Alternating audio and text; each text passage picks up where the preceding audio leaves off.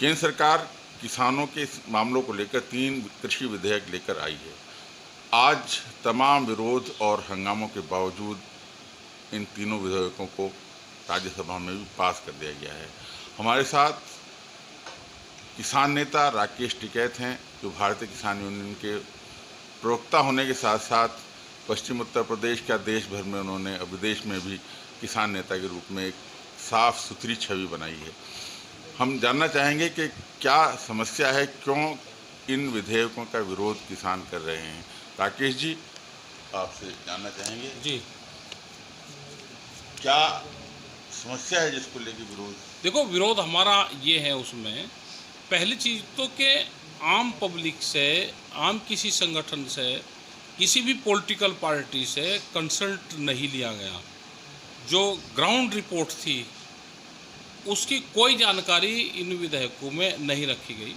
और नुकसान क्या होगा कि मंडी के बाहर माल की खरीद होगी तो बगैर टैक्स के होगी, और मंडी के जो अंदर होगा तो उस पर टैक्स लगेगा।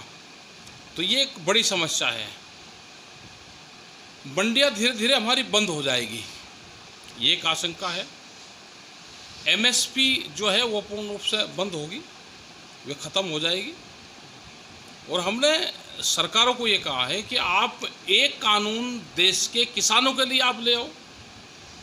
भाई, जो एमएसपी है इसको आप लीगलाइज आप कर दें कि एमएसपी के नीचे देश में खरीद नहीं होगी। वो मंडी में हो, मंडी के बाहर हो, किसी व्यापारी को खरीदना हो, उसके नीचे पर खरीद नहीं होगी। ये कानून अगर ले आएंगे तो हम भी स्वागत करेंगे। भाई, कम से कम एक तो किसान के हक में एक फैसला आया। अब आज गेहूं का क्या रेट है? आज 1500 रुपये पर क्विंटल गेहूं का रेट आज इन्हें उसमें बिक रहा है। जो सरकार ने रेट निर्धारित कर दिया 1925 रुपये का रेट है, तो उससे कम पे क्यों बिक रहा है? यही हाल चने का है राजस्थान में, मध्य प्रदेश में। यही हाल दालों का है, यही हाल बाजरे का है, मक्का का यही हाल है। मक्का तो हाफ रेट से भी कम पे बिक रही, 40% पे बिक रही है। तो सरकार को तुरंत चाहिए कि जो एमएसपी की फसलें हैं उन पे जो भारत सरकार ने रेट निर्धारित करा उससे कम पे नहीं बिकेगी। ये कानून को बढ़ाना चाहिए। देखो, इनको ये ले आए, आज ज़बरदस्ती करके विधेयक ले आए और उसमें राज्यसभा में और उसमें भी पास उन्होंने करवा दिया। आने वाले टाइम पे जैसे प्रधानमंत्री फसल बीमा योजना थी, इनको 3 साल में उसको वापसी लेना पड़ा। इसमें भी जो गलत कानून है, जब आम जनता त्रस्त होगी और कीमतें बहुत नीचे जाएगी, व्यापारी एक पैन कार्ड पे, कोई उस पर लायबिलिटी नहीं है, एक पैन कार्ड के आधार पे वो फसलें खरीदने का काम करेगा। वो जो स्टॉक लिमिट है उसकी, वो कितनी भी उसकी होल्डिंग करेगा, उसमें वो भी नहीं रखी गई कि वो 1000 क्विंटल खरीदेगा, 10,000 क्विंटल खरीदेगा। वो कितना भी स्टॉक कर सकता है। तो इसमें आने वाले टाइम पे बहुत नुकसान किसानों को होगा। इसमें एक चीज़ है कि पैरेलल मंडियां पहले से चलती रही हैं, खासतौर से गुड़ को लेके आपने देखा पिछले दिनों जितना गुड़ मंडी में नहीं जाता उससे कई गुना बाजार में चला जाता है। दूसरी चीज़ ये है कि तमाम व्यापारी मांग करते रहे कि जो मंडी शुल्क है उसको पूरी तरह से ख़त्म कर दिया जाना चाहिए। आपका क्या मानना है? देखो, मंडी शुल्क, हमारा भी ये था विचार कि मंडी शुल्क ख़त्म हो, लेकिन पंजाब और हरियाणा पूर्ण रूप से उनका बहुत बड़ा बजट मंडी से है। मंडी शुल्क ख़त्म होगा तो उसकी व्यवस्था क्या होगी? यहाँ पर मंडी के बाहर वो टैक्स फ्री रहेगा, मंडी का टैक्स वो नहीं देंगे, और मंडी के अंदर टैक्स लगेगा तो मंडियाँ ख़त्म होगी।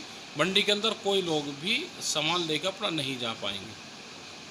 तो गन्ना और जो गुड़ माफिया डेवलप हुआ है पिछले दिनों, गन्ना माफिया का पूर्ण रूप से हमारा इसका विरोध रहता है कि गन्ना माफिया नहीं पनपने चाहिए, और हम इसका पुरजोर विरोध करते हैं। और बहुत पॉलिसी सरकार एक प्रेशर देकर, खास करके जो ये ज़िले हैं इसमें गन्ना माफिया कम हैं, लेकिन जो पूर्वांचल है और जो मध्य क्षेत्र पड़ता है, खास करके जो मुरादाबाद मंडल है, उसमें गन्ना माफिया बहुत सक्रिय रहते हैं। कुछ फैक्ट्रियां हैं कि जो अवैध रूप से गन्ने की खरीद करते हैं। तो वो पूर्ण रूप से किसानों को नुकसान करते हैं। जो छोटा किसान है उसको नुकसान भी लोग करते हैं, तो वो नहीं होना चाहिए। सरकार को भी ध्यान देना चाहिए इसमें कि गन्ना राज्यसभा में पास हो गए हैं विधेयक, तो निश्चित रूप से कानून की शक्ल लेने वाले बिल्कुल हैं। कानून की शक्ल तो लेगा। अब आप क्या हमारा इसमें विरोध किस तरह कल से करेंगे? विरोध रहेगा हमारा। कल पूरे प्रदेश में हमारा डीसी के मुख्यालय पे, डीएम के यहाँ पे हम ज्ञापन देने का काम करेंगे। और हमारा विरोध है, जो हमारी कुछ बात हैं, कुछ जो हमारे सवाल हैं, उनका हल नहीं होगा तो हम पूर्ण रूप से इसका विरोध करते रहेंगे। और आने वाले टाइम पे इसका रिजल्ट सरकारों के सामने आएगा। तो जो तमाम किसान संगठन हैं और जो दूसरे राजनीतिक दल जो इसका विरोध कर रहे हैं, उनके साथ भी कोई बातचीत हुई है या करने की उम्मीद है भैया? नहीं, सरकार तो उनके साथ में कोई बातचीत करी नहीं। नहीं, आपके संगठन? नहीं, हम तो करते रहते हैं। सारे जो संगठन हैं उनसे बातचीत होती रहती है। और जो इस विचारधारा के लोग हैं, जो संगठन प्रो सरकार काम नहीं करते, जो उनसे अलग काम करते हैं, तो वे तो एक ही मंच पे हैं।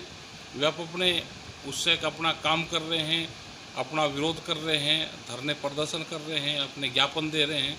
तो सरकार को चेताने का काम वो लोग कर रहे हैं। जो जनप्रतिनिधि हैं जिनको किसानों ने चुन के भेजा है, उन पर दबाव बनाने के लिए भी कुछ करेंगे? उनके हाथ में कुछ नहीं होता, क्योंकि वो तो पार्टी गाइडलाइन पे ही काम करना पड़ता है उनको।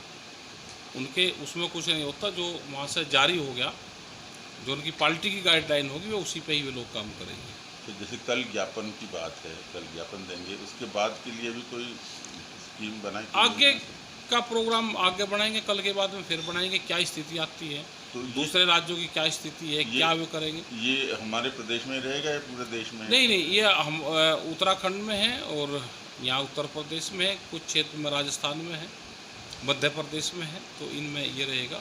और पंजाब हरियाणा में वे 25 तारीख का कर रहे हैं, कुछ 27 की उसके बाद में भी कर रहे हैं। तो अलग अलग लोग अलग अलग तरह से अपना विरोध जता रहे हैं, तमाम किसान संगठन में। जी।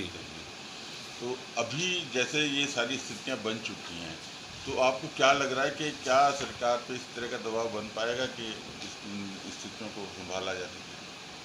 देखो, सरकार जिस हिसाब से लेकर आई है, अभी सरकार का नहीं लग रहा कि वो पीछे अभी हटेगी। लेकिन जब फील्ड में आएगी, उसका फील्ड में क्या नुकसान होगा, जैसे प्रधानमंत्री फसल बीमा योजना थी, उसके क्या नफ़ा क्या नुकसान हुई है, तो उसके बाद ही सरकार चेतने का काम करेगी। बीच में ये बात आई कि जो विधेयक आज पास किए गए हैं, लगभग ऐसे ही विधेयक की बात कांग्रेस ने अपने मैनिफेस्टो में की थी, और आज कांग्रेस वो विरोध कर- करी है, वो लेकर नहीं आई। इनकी सरकार आ गई तो उन्होंने लागू ये करा है। कांग्रेस उसका विरोध कर रही है। अगर वो भी इस तरह के लेकर आती तो उसका भी विरोध होता। तो खास तौर से अगर देश भर में अगर किसानों को जो है अपने उत्पाद खुले बेचने की अनुमति देने की बात है, तो इसमें विरोध कहाँ पे हो जाना चाहिए? किसान अपना माल पहले भी बेचता था, किसान के माल पे कहीं पे भी पाबंदी नहीं थी। ये खामखा के एक भ्रम फैलाया जा रहा है कि किसान का माल पर रोक थी। किसान के माल पे पहले भी पाबंदी नहीं थी। किसान अपना माल जहाँ चाहता था वो बेच देता था। आपने कई बार हरियाणा में गन्ना और तमाम जगहों पर वो गेहूँ और धान को कभी कभी हरियाणा रोकता था।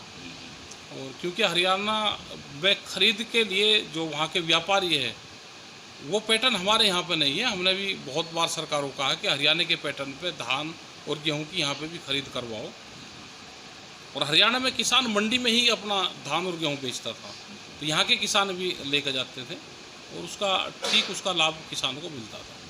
अच्छा, इसमें व्यापारियों के जो संगठन है वो भी लगातार क्योंकि विरोध में है इसके, तो उनसे भी कोई बातचीत हुई है या? नहीं, हमारी नहीं उनसे हुई। उनका भी अपना इंटरेस्ट है, और ख़ासकर का हरियाणा और पंजाब में मंडियों का जो कलेक्शन है करीब 10,000 करोड़ रुपए के आसपास का, उसका मंडी टैक्स वहाँ पर आता है।